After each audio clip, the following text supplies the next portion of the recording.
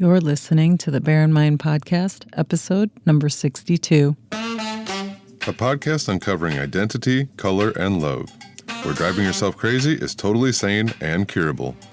Now your host, T. Bias.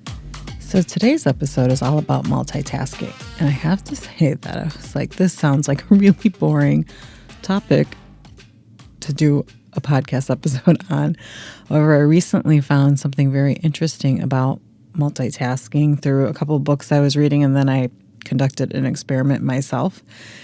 And it seems that multitasking is slightly an addiction. And like all addictions, they don't really help you be more efficient or effective in your life. And so when I read this, some things started to make sense with the way I was experiencing life today and certain behaviors I would see in some of my friends. Some of the things started to come together. And multitasking is very relevant because we have a smartphone today and we get notified so much instantly about things. And so then it kind of feeds that multitasking addiction because in essence, you can be having a conversation with someone face to face. They get a notification, they get a text message, let's say, and then they answer it, and then they go back to the conversation. And it almost seems like you're accomplishing two conversations at the same time. And it kind of helped me understand why this kind of addiction to our smartphones is that there is this addiction to multitasking. So what's happening when we multitask is that we're working on something and we lose focus and we go do something else. So we lose focus on the main thing we're working on and then we maybe switch a different task. And today now we get those notifications, so we go and switch. Let's say we get an email, then we answer that email, and then we go back. And then we get a text message and we answer it. And then we go back. And this kind of can go on throughout your day. And what happens when you lose focus and you respond to this text message is something kind of interesting in the brain, is that you get a dopamine hit. And dopamine is linked to kind of this dopamine addiction loop. And so you get squirted, your brain gets squirted with dopamine on an ongoing basis when you switch and you answer whatever notification comes up for you. And you kind of feel like in the moment that you're accomplishing a lot. Like you're answering something and going back, you're answering something and you're coming back to something. And this kind of explains why you almost see everyone addicted to their smartphones. And so then the bigger question is multitasking in this form really effective? So I conducted an experiment because I read another book where he practiced being mindful and he stayed focused on a task for a really long time. And he wanted to see if the amount of time was the same or more or less than if he went about it his normal way, meaning he had to do this task and if something came up on his phone or if someone interrupted him or something like that.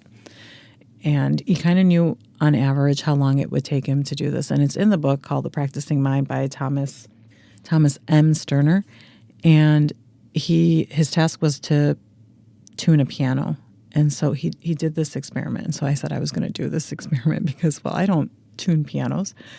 However, I can try this because I kind of wanted to find out if it's really true, because there is kind of that sense that you do accomplish something when you are working on something and then you answer an email and then you go back to it. And that's kind of where that addiction comes in. You feel like you're accomplishing a couple things at once.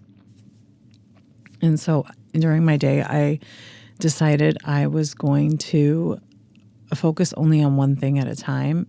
And that was a bit difficult because I kept getting the notifications. And so then I realized that I had to turn off a lot of notifications. And this has been kind of the advice that's been out there, to turn off your notifications. So I did it. And then what I found was that actually your brain actually wants to get distracted. It's actually not going with the kind of normal flow of how it works efficiently. It's harder for the brain to focus on one thing, and all the brain wants to do, the only thing the brain wants to do is to be efficient. And so by focusing on one thing, it is harder. That's why it's so hard for many of us to focus. Although I want to say it's partly to do with the smartphone. The smartphone just feeds into that kind of that dopamine of multitasking, like feeling like you got an instant accomplishment rather than it's the actual smartphone. And so what I found out happening in this experiment is that I distracted myself. I would either daydream about something, and I had to stop creating my own distractions and focus. So I did this. I kept bringing myself back to the task when I would find myself wandering, my mind wandering. And I timed myself for one of my tasks. I had estimated how long it was going to take me. And I finished it, and I looked at my time. I looked at my time at the beginning, so I timed myself, and then it took me half the time, and I couldn't believe it. I had an hour task, and it took me 30 minutes. I had planned an hour in my agenda, and it took me half the time. And I didn't answer anything on my phone. I kept bringing my mind back to the task even when it would wander, because I kind of figured that even if I turned off all my notifications and my mind was wandering, that I would lose time because I would maybe daydream or something. But whenever I would catch myself daydreaming, I said, oh, okay, I need to bring myself back to the task. And every time I did that, it still ended up saving me time. And so after this experiment, and it went so well, I kept implementing this in my life, trying to approach my day this way. And it is very difficult. I am not there yet, so I am practicing this of staying focused on a task and not letting my brain wander and not trying to look at my smartphone. And actually, I'm putting my smartphone actually a distance away where I have to actually walk quite a bit to go get it.